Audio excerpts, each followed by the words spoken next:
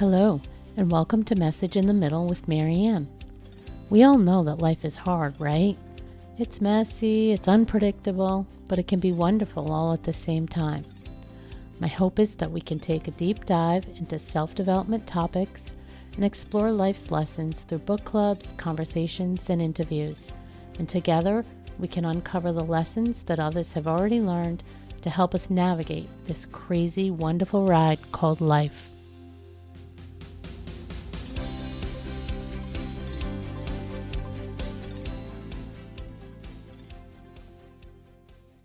Hello and welcome to Message in the Middle. I'm your host, Marianne, and joining me today is Dr. Denise Brown. Dr. Brown is a Stanford-trained physician with over 3 decades of experience in healthcare. Throughout her career, she served as a practicing physician, CEO, founder, and chief strategy officer. And now she brings that depth of experience to her work as a strategic advisor, speaker, and board director for 7- and 8-figure companies. What really stands out about Dr. Brown, though, is her passion for helping women lead healthier, more fulfilling lives, both in their careers and at home. As a thought leader in self-care and personal development books, her newest book, The Fairy God Doctor's Guide to the Good Life, A Prescription for the Working Woman, is a supportive resource for high-achieving women who want to thrive without running themselves to the ground. Dr. Brown, welcome to the show. I'm so pleased to be here. I love that. A supportive resource for high-achieving women who want to thrive without running themselves to the ground. Boy, does that ring true to me. There's a lot of us out there, right? There's a lot of us out there who do exactly that, and we think we have to go and go and go and give and give and give, and then somehow we're surprised when the end result of that is kind of, if we're lucky, it's a face plant into a soft mattress. Oftentimes it's kind of a crash and burn on the side of the road where you just feel exhausted. So, yeah. Absolutely.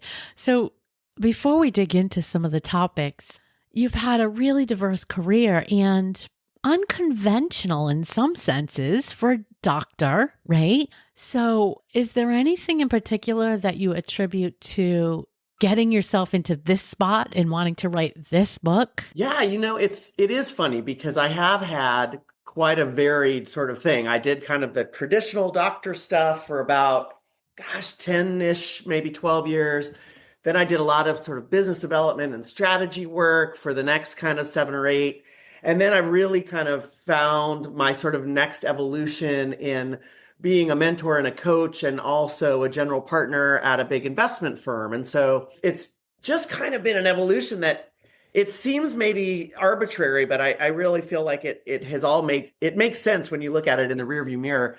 And, not to like be Debbie Downer, but it really comes down to the death of my mom when I was fairly young. I was in medical school, and she was such an amazing human who had lived a really interesting and unapologetic life. And she just kind of ripped off the roof for me of, we really only have a limited time that we get to be here. Mm. And so we should make the most of every single bit of it. And that you're never fixed into one thing. You can always go and do another thing or do 3 other things. And so that freedom, I think, just kind of let me explore a career and a wandering career, if you will, in a way that I probably wouldn't have if that hadn't happened. What a gift. I mean, awful, of course, but what a gift that she gave you to give you that piece of advice, or even that sense that you could just follow the path and not know where it was going to lead. I think most of us struggle with that, right? You have a plan, or you want to know all the steps and where you're going. Yeah, and you get stuck on it. Yeah, you get stuck on it. And then you think, and particularly probably in professions, say like medicine or law, where you've spent a ton of time getting up to it, you end up with this really kind of often fixed mindset where you are so afraid of the sunk cost of what you've already done that you're shackled to it. And so I think her gift to me, and you're right, it was the best and worst thing that ever happened to me, was to feel empowered, if you will, to just kind of cut that shackle off when it didn't make any more sense for me. I love what you just said. And I would say that I've seen this in corporate, in most of my career is financial services, but the thought that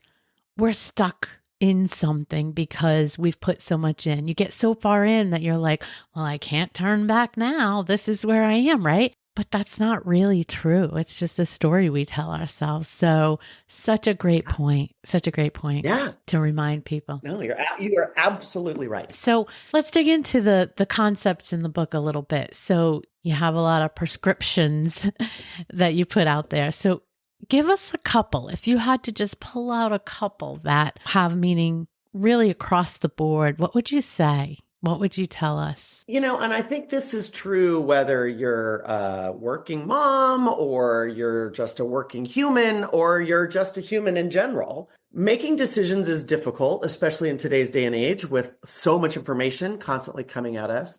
And people really feel like they have to make the right choice. Yeah. And words are powerful. So what I've always told myself and my kids, you are not making the choice. You are making a choice. Oh, I love that. And that's probably my number one prescription, I think. Oh, I love that so much because there are very few things you can't undo. We both know there are some things in life that you can't undo. But for the most part, you're right. The decisions we are making are just a version of an outcome. And we could choose something else. And listen, you could choose one and then decide to choose something else later too. I think that's important. I think also it's worth noting, we often get stuck in the space of trying to make the decision, but then making the decision and then going back and forth and back and forth. Should I have made that decision? Was that the right decision? Or really keep thinking about it? And I think one of the lessons that I'm really trying to keep enforcing with myself as I learn and grow is make the decision and move on. Let it play out. And then change it if you want to change it after, but go forward. Stop thinking about it. 100% correct. And when you start thinking about decisions or choices as a choice rather than the choice, that frees you up to be able to sort of reserve the right to change your mind. It just gives you I think it gives you a little more room and it gives you a little more sense of curiosity. And so this is something that definitely comes from being a doctor. You're trained over a long period of time to make the best decision you can based on the information that's available at that time. More information becomes available later. You change your decision, you change your path, you change your plan. And so that is really kind of freeing if you sort of take that as your kind of mantra. Yeah, I like that. Is there anything else that stands out that's universal in nature? I would say my other most favorite prescription is you can have it all, but you cannot do it all. Let's talk about that. So what do you mean by that? So it requires some very radical honesty with oneself. It requires a little time spent, whether it's on a walk or in the dark or where have you. But it doesn't mean the accumulation of things, right? It doesn't mean, all means I have a big car, fancy house, all of that. It's friends, it's family, it's work that you find interesting. It's a community, it's an opportunity to serve others. It's all the sort of facets of your life that you realize are the things that bring you satisfaction, and being really careful to kind of cultivate that and to be able to sort of say no to the things that get in the way. And the only way to make that happen is to, of course, ask for help from other people because you can't do it by yourself. You have to do it as, kind of part of some collective. Doesn't have to be a massive one. Yeah. But when you sort of realize that you don't have to do everything on your own, that you can ask for partnership, you can ask for help, then that kind of gives you more time to focus on the things that actually matter to you. And they're different for everyone. And I think they change over time, right? The all that mattered to me as a 24-year-old is not the all that matters to me now as a 53-year-old. But there are through lines. Yeah. There's friends, there's family, there's interesting work. Those are sort of thematic things. I think if you're honest with yourself, hold true. And then you get really specific on what that means to you and what you're going to say yes and more importantly, say no to in order to protect them. Intentionality. Yeah. Intentionality, right, is a big piece of that. Fierce intentionality and crazy, almost savage protection of those intentions. Yeah. It's one thing to be I want to do these, but it's another thing to sort of commit and then, stick with it. Yeah. Yes. And put your boundaries up around what you don't want to do, what's more draining to you or doesn't fit into your core values. Yeah, I think that's absolutely correct. I want to just elaborate a little bit because I think this premise goes along with what you just said. So, we all grew up, we're around the same age-ish. We all grew up with this, you can have it all. You can balance work-life balance. I know you feel strongly about this. That's why I wanted to talk about it. But I think it ties in. It ties into being able to have it all and maybe redefining what we grew up thinking of as work-life balance, right? Because I think I agree with your definition of that. So talk a little bit about what you think about the balance. Well, there is no balance, I guess what I would say. That could be another prescription. Stop looking for balance. You're never going to find it. The juggle? Should we call it the juggle? I mean, you call it the juggle. I mean, I like juggling balls or spinning plates. I mean, there's a lot of stuff that you have to do. There's nothing that you can balance. And even just the word balance, at least I don't know what you picture, but I think of that kind of the lady of law, with her scales, and we're balancing the scales. And that implies if one goes up, the other goes down, is what balance means. Well, I don't want that. Like, I don't want to spend all my time at work and then like have a horrible home life or a non-existent one. So I think you just can't separate them. And I think we spend a lot of our mental and emotional energy on trying to keep these pieces separate. I think this is particularly true for women. And I would agree with you. Women will call ourselves of a certain vintage where we kind of thought we were supposed to behave like we didn't have any other responsibilities when we were at work. Work was our only responsibility. That was the only thing. And then somehow magically in between the office and getting home, we were completely supposed to shed that identity and then become like super mom or super wife or super partner or whatever. And I mean, it's just garbage, right? Like no one can do that. Yeah. What can you do though? You can actually do some of both. And when you try to kind of mush it all together and recognize it's just going to be messy, and like the name of your podcast, the message in the middle, I would say the mess in the middle is really where things start to get interesting. And this is where you have to be kind of savage about protecting your time. Like one of my favorite examples that I've worked with so many women around is that sort of first thing in the morning meeting where it's like the all hands, whatever, 8:30 meeting. And what does that mean to you? Well, it means that you've got to get your kids up early. You've got to take them to the like pre-care at school. Like it's a nightmare and it's completely unintentional. You got to ask your boss, hey, listen, 8:30 is a really difficult time for me. If there was any way that we could start at 9, that would make my life much better. And I would be able to bring more of myself to the party. And I tell you, I have never had a single person who I've counseled on this then turn around and have someone go, oh no, that doesn't work for me. You're like, you explain it. You're like, this is what the other things I'm doing. I need to be able to do all of them. This is what I need. And you're asking for help. You're not doing it all, but you're asking. And so I think it's an important kind of reminder. Yeah, I think that's true. I agree with you. I think there's a lot of reluctance in doing that because we have this picture of what we need to look like, what we need to do, how we'll be successful. I'll use that word, successful. And we have all these things that we think we need to do. And sometimes, I'm going to go ahead and say it, sometimes we feel like we need to do them even better than our male counterparts because we know that's sort of true, right? Yeah. There's a lot of facts around that. So I think that for a lot of us, we struggled with sort of saying out loud that I need help, or saying out loud, I can't look like the perfect corporate citizen all the time, every day, from 9 to 5 or whatever the hours are.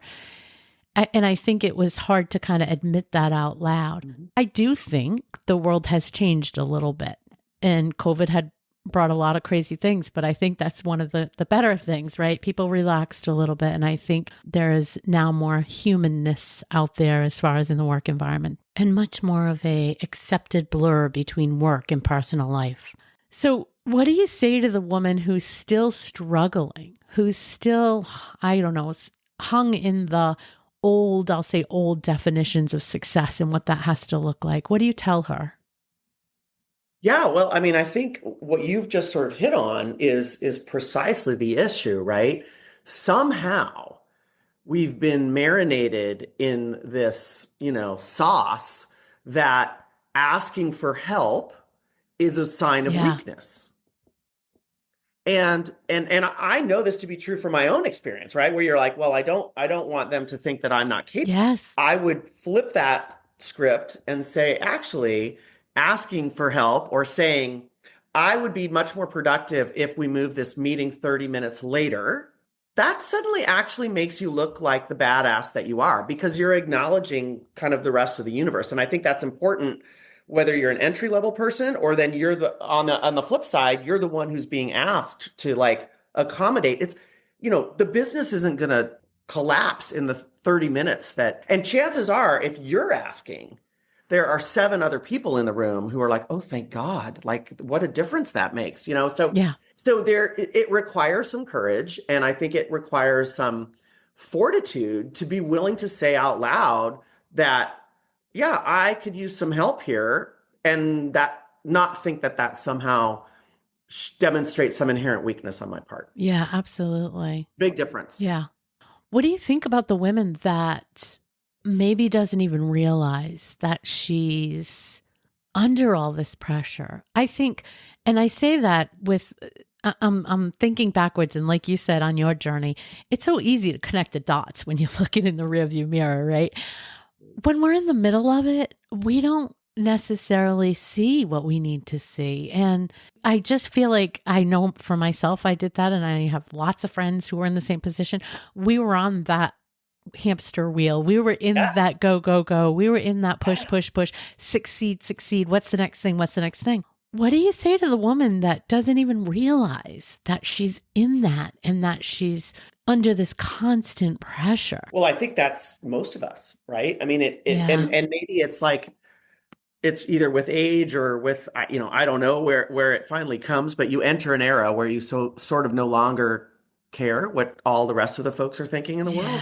But that doesn't come easily. And that's why I wrote this book, because my whole idea is that take it from some other people who've sort of like been there, done that, kind of lived through it and learn the lessons from, and that's why I call it the Fairy God Doctor's Guide. I have all these fairy goddaughters that I call them, and like they're no relation to me, but they are younger women who I just absolutely enjoy and want the best for. And when we sit down and talk, these are the themes that come up over and over again as, women really do struggle to figure it out and to understand like, oh, wait, maybe I could put that down. Yeah. And sometimes you just need someone else to sort of be like, yes, you could actually put that down. Yes. And, it's been really fun. I have this fabulous book club, and there are a bunch of women who are younger than I am. I would say the average age is probably 35. And one of the women in the book club, who's an incredibly successful physician in her own right, basically highlighted one of the things that she read in my book and kind of sent it back to me and literally said, it's for every woman trying to figure out what matters most to her and how to navigate the pressures of life without giving a fuck about what the rest of the world thinks. And she's literally like, that's me. Like, that's actually all of us. That is all. And so you need someone to kind of give you a little boost or a little leg up or a pat on the back or whatever it is. And so that's why I wrote the book, because I think women are constantly putting ourselves in pressure. And I mean, we could talk a lot about how so much of that pressure really comes from our own little minds. 100%. And, kind of, I call it the toxic triangle of comparison, judgment, and guilt. Yes. And sadly, that just seems to be the kind of societal norm. You can absolutely break that, but you have to, it's a lot of work. You got to give it some energy. Yeah. It's a lot of work. Yeah. You got to give it some energy. I just want to say that I love the purpose behind your message, because it also is the premise for the podcast, which is the message in the middle was all about that as well. There are so many women going through so many of the same things. And I feel like as different as we all are, we're all exactly the same too. All have the struggles. Yeah. Yeah, I was just going to say your little tweak version of your thing is a little bit different than mine and hers, but we all have the same struggles. And I think validation, I call it the easy pass. So I know that's a reference. We have a toll It's system, for the easy souls. pass, Yeah, it's called. Yeah. But also like fast pass at the amusement parks. If you've ever gone to Disney, they used to have a fast pass. That's what I feel like some of these messages are, right? So these messages, your prescriptions, I feel like these are hopefully something somebody else can take and say, ooh, I don't need to waste 5 years banging my head against the wall on that. They went through the same thing, and here's how they came to the conclusion, right? So exactly. that's my hope. So I feel like we Exactly. have that same thing in common. Yeah. No, I mean, and it's just a shortcut, right? You Yeah. just want to be like, aha, okay. Or like just get a good idea. Like one of the things, that was a struggle for me when my kids were little and I was on call every fourth night was like getting dinner on the table was a nightmare. And this was, in a land and a time before DoorDash and, internet delivery, groceries and, all of that kind of type stuff. But I had two other, women on my street who had very similar circumstance. And I basically said, what if we work smarter? What if I cook one night and you cook one night and you cook one night and we all just exchange dinner at 5:30? We bought all the same, Pyrex, whatever, food storage stuff. Dinner gets dropped off. I don't really care what it is. I mean, I didn't have to make it. And so we started doing that on Cedar Street and we did it for 8 years. Wow. And then we added babysitting and we had, and it was just one of the ways to it didn't cost anybody extra money. In fact, it saved us money, Yeah.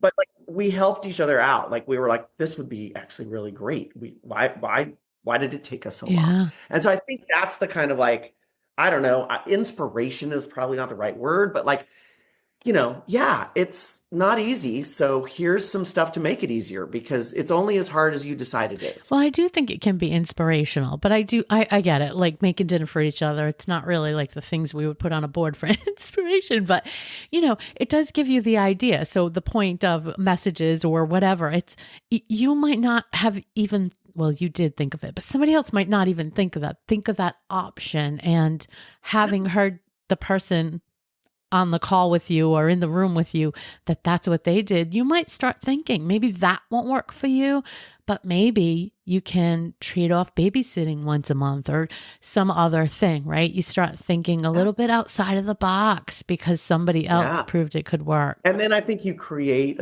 a community that you didn't even know existed, right? So my kids ended up having, 3 dads instead of one. They had 3 moms, they had other kids. I think lots of people are fortunate to live next to their extended families, but many of us do not. To be able to kind of create that sort of sense of extended family and community, it makes your heart feel a little more full. And that's really, in the end, ultimately the idea, right? Like you can have a lot of stuff. Is your heart full? Do you feel good about what it is, where you're at, what you're doing, who you're surrounded by? That to me is satisfaction. That ultimately becomes way more important than whatever success is, which I think is very external, kind of thing. And, I'm as loud and out there as the next person, but I do feel like you want to have a sense that your life is rich and that it's fulfilling and you can create that. You just have to do it intentionally, like you said. I love that check-in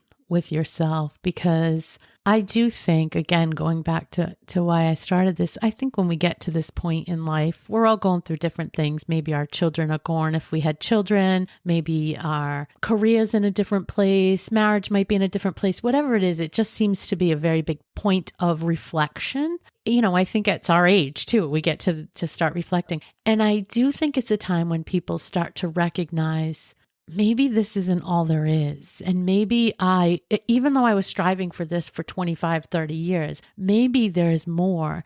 And I want to feel something more inside. I want to feel more alive and more in touch with my true self. I think this is a huge period for that.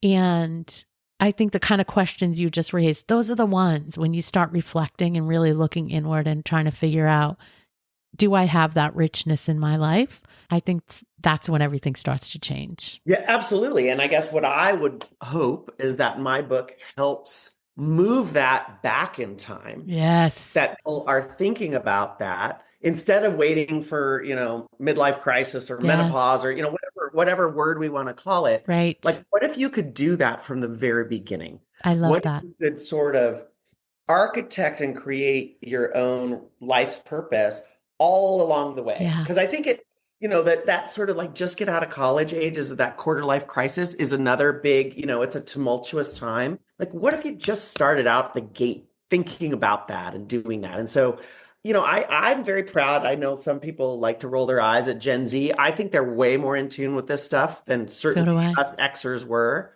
But I do still feel like it requires, time and attention to really be true to it. And so that's the whole point of the book. Like, hey man, it took me this long to get here. It actually didn't take me that long, but like I got lucky. Like Yeah. I want to pass it down. I want Yeah. you to get lucky too. I love that. And I recall what popped in my head is I recall an episode very early on when I was doing this a couple of years ago. And I said, if only we could push the timeline back, because it would be fabulous to have 30 somethings saying the things and exploring the things that we're exploring in our 50s-ish area. Yeah. So I just think that's fabulous that if we can do that and help people see some of these questions. And I think the conversations, the books, I think all of it's necessary. I agree that they're more in tune. I think it will take a full generation of us showing them and then them stepping into it. Yeah. And it'll slowly slide more towards that age group, which I love. So if we can have a tiny part of that, that's fabulous, in my opinion. So I agree completely. I want to ask about these high achieving women we're talking about, which we were part of the club of and probably still are, but in a different way. We also have something else in common. We typically don't prioritize ourselves, again, until we get a little later in life and kind of see the light. So any advice there on how to recognize that you're not, and some small steps to start? Yeah.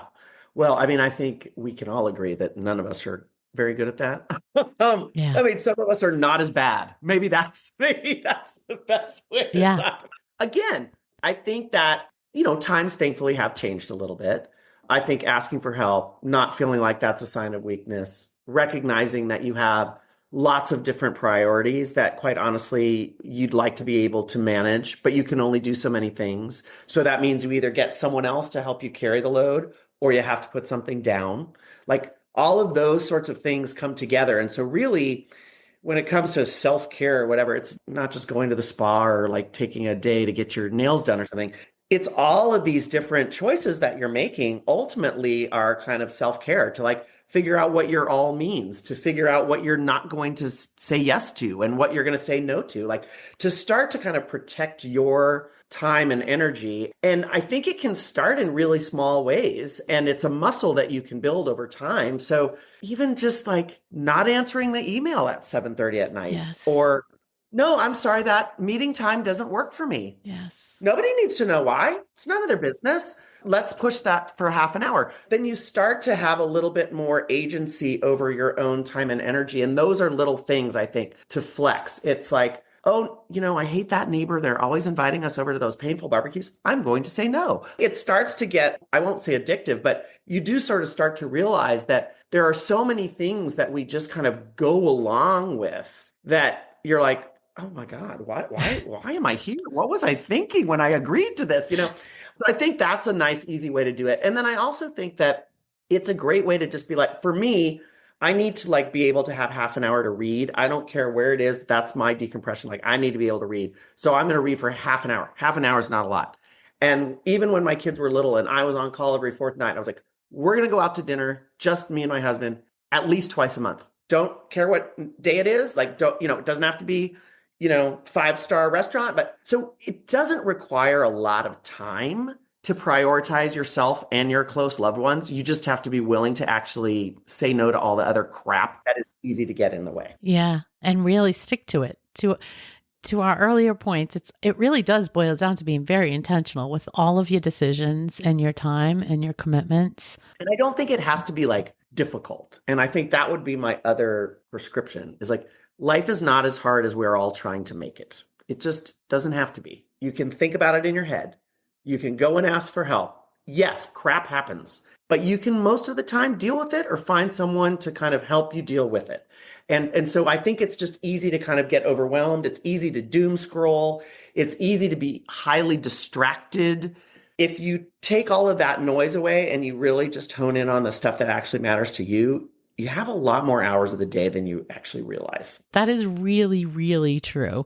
It's about really doing that audit of your time. But I will also say that Katie Krimitsos, I just interviewed, and one of the things that she said she couples with the audit of her time is her energy. So it's an energy audit too. It's like, when do I feel best doing this? And when do I feel best doing that? And really, again, all of these things require you to be really in tune with yourself. And I think it goes to what you were saying. We do a lot of these things where we sort of just go along with them. I think the first thing is to shut off that autopilot switch, to realize we're on autopilot, shut it off, Yep. and then just be super intentional with all the decisions. I totally agree. And, all kinds of people, I don't know if you've ever read Nir Eyal's book, Indistractable. It's so great because it really does give you these like tactics on, everyone will talk about time blocking your calendar or whatever, but then everyone's like, oh, I blocked out the time. Oh, well, yeah, okay. Actually, I don't need to go and have lunch. Yeah. That's fine. Yeah. Like, well, hey, if you're going to give it away, Yeah. that's on you. Yes. But, and again, I think that some of that comes with the age and wisdom, but also just with the kind of like practice of doing. I'm so glad you used that word. Yeah. Because it is a practice, right? I think it starts with being self-aware, but then it's just trying to put it into practice. And it's the baby steps that you just mentioned, like all those little things are baby steps. And you might not do them all at once, but if you just start using a little bit of agency on some of those decisions, it gets easier the next time and the next time until it's comfortable and you're used to it. And I think the easiest way is to just start saying no to things. It's the easiest one to flex and give yourself, that half an hour. Like one of the things I think, especially this time of year, right, where it's like you've got all the sports and all the kids are all on their way to all these sports. And I'm like, does everybody have to play every sport all year long? Do we have to? Do you actually have to be at every game? And people kind of go, oh, wait, don't I? And you're like, no, you don't have to be at every game. You can have Susie down the street, take them to Little League practice, and you can stay home. You don't have to be there. And we have this pressure. We think we're supposed to be doing all these things. And that is, in the end, it's better that you took that half an hour for yourself and like maybe did nothing than having this intense pressure to kind of like be there for all of these other people. So like the whole fill your cup up first really matters. The oxygen mask, whatever kind of, cliche you want to use, but it ain't wrong. And so I just, I want to be able to kind of help people feel good about that, not feel guilty about it, actually feel good about it. Well, and that goes back to your triangle, right? Yep. Because when you put yourself in that position of bowing out of a game, as an example, you immediately go to my neighbor goes to every game, or Susie Sunshine makes it to every game. And then you also go to, I'm an awful mom because I can't make every game. So you are immediately doing the comparison and the guilt. Yeah, you're smack dab in the triangle and you're creating it while you're going. Yeah. Okay, so some mommy wants to say at the playground, oh, can you believe she didn't go to the game? You're like, yeah, you're right, because I chose this instead. And I feel just fine about that. Yeah. That takes the courage of your conviction, and it takes some bravery to be able to do that. But again, once you start doing it, it gets easier to do. And it ties into getting away from the external validation, because you won't care anymore what Susie Sunshine thinks of you. As long as you and your child or whoever else is the important person is in the situation, that's what will matter. So, yeah. And I can promise you that when they're off to college, they don't remember that you didn't go to the Little League game on the third Tuesday of their second grade year. They just are not going to remember. I do agree with that. Just aren't gonna. And the whole like competitive birthday parties and like, I'm like, does it make you happy? If the answer is yes, then do it. If it stresses you out, the kid is happy with a cupcake and like a balloon. Yeah. Just relax. That's so funny. Relax. We make it hard for ourselves. We do. For no reason. Of course, all of it. We said that in the beginning, like we're our own worst enemies, right? We put a lot of these pressures on ourselves. So yeah, there's proof of that over and over. Well, I know we're drawing down on time, but there's one other topic I wanted to get to explore, because you have shifted an awful lot in your career. And again, I feel like this is a time in midlife where a lot of times people are reevaluating, they're shifting, and sometimes it's because they prompt that themselves. Other times, I mean, if we just look at the world today, there's a whole lot going on that's causing shifting and revisiting where you sit in your job and whatever in your career. What do you say to people that are going through a big shift and it's scary? It can be scary, right? How do you take the leap and just be okay with it? What do you say to that? Yeah, it's definitely scary. I think different people have different levels of ability to live in uncertainty. That's true. But I do think that just like what we were talking about earlier, you can start to train yourself to be a little bit more comfortable with uncertainty. And it goes back to what we were talking about, where it's not the choice, it's a choice, right? Like that allows a little bit more wiggle room in. For me, and I would argue for anyone, like the thing that I'm most interested in hiring, in working with, like, is it someone who is curious, period, and who is just open to like what the world has to offer. And it sounds trite, but it's actually really powerful. And many people are not, right? Many people are not open to that. Yeah. I've been really fortunate in that my typical response is that sort of, improv comedy, yes, and like I'm pretty much always going to say yes.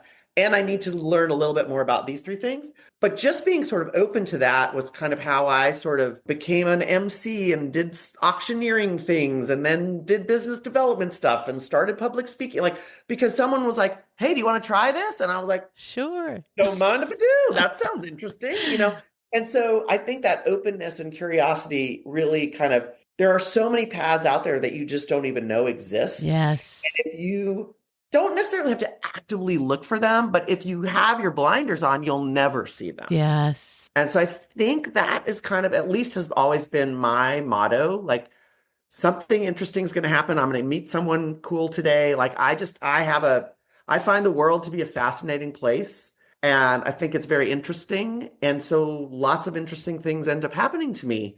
Don't know if there's, some correlation there, but I think the curiosity makes a big, big difference. Yeah, I do too. Because you can always take something away from the situation, whether you called for it or you got stuck in the middle of it. There's still something you can take away from it. And I think if you kind of are curious about trying to find that thing. And there's no one destination. Yes. Sort of like decide that what we're really doing is just kind of like entertaining, hopefully, ourselves for 85 plus years. And we're kind of wandering around and we're sort of meeting interesting people and hopefully doing good things and like taking care of one another in the world. Like if you sort of decide that you're going to really look at it from not even like a 50,000 foot view, but more like the, kind of Starlink view, then you sort of, I think it just, again, you can take the pressure off of yourself to just have a little wander into something else. If it doesn't work out, you come back. Yeah. It's okay. Yeah. And I think people, and I have some stories in the book about this where, like built a huge wedding planning business and then it suddenly wasn't working for her family. And then it was like, oh my God, what am I going to do? And then she was like, oh, well, let's explore. I happened to talk to a neighbor who was like, oh, well, I have a friend who's looking for this, and it was just like one thing led to another. She became an amazing executive admin mind. Then she trained all these other amazing people. Then she went back to school, but she just kind of allowed everything to kind of evolve organically instead of putting this insane pressure on her to be, whatever that thing was supposed to be. And so the wander makes it fun. It makes it fun, but I also think you just hit on something that, has come up repeatedly over several episodes in the last several months is that we have to remember, because I think we forget. And I talked about how I got stuck in this too. Our skills can go from one career to many. It's a one to many. And sometimes we get caught up in, oh, well, I'm a doctor, so that is what I do. And like, that's what, all the things that I'm great at are tied to me being a doctor. But if you really break that down and look at it, you can say, well, I have a really good rapport with people and build great relationships. Well, geez, you can use that anywhere. I always follow up. When my patients call and they need something from me, I make sure I always follow up and don't leave them hanging. Oh, you have great follow through? Well, that could be used somewhere else, right? It's that kind of thing that I think when we're in the middle of it, we don't see those things sometimes. We're like, what the heck else can I do? I've been an engineer my whole life, or I've I've been in been, manufacturing, whatever it for my whole is. life. Yeah. Yeah. But Right. you really Right. have to step back, to your point, take that Starlink view of like, well, what are all the pieces and parts of that job? Not the thing, not the specific, I did this widget or Not I the did that. title. Yeah. But what are all the pieces that go into that? I don't care what it is, you will find skills that you can then take somewhere else. Yeah, no, you're right. And, and then obviously, like, there's financial insecurity. I mean, there's all Yeah. these other things, right? That you sort of obviously, all of that gets thrown into the milieu.